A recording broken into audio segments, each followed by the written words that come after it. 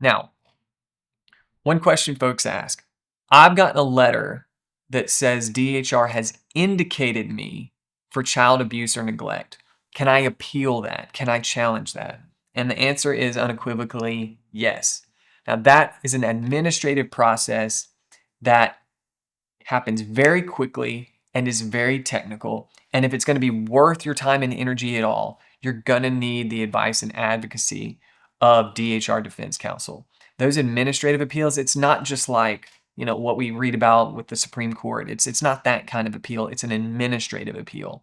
There are some other more complicated options out there that we've gone through with some of our clients. But if you get some sort of letter with DHR, even if your children are still in your home, but DHR has indicated you for what they call CAN, child abuse or neglect, you have every right to representation and you have every right to challenge a finding of child abuse and neglect, even if your children are still in your home. That's going to affect maybe your ability to work at a daycare or maybe be a nurse in a certain part of the hospital.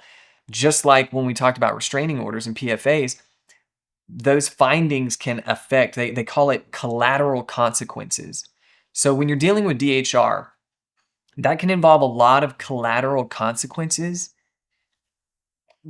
during processes through which you've never had any right or to appointed counsel. I mean, if DHR actually files something and you can't afford your own attorney, you might qualify for appointed counsel.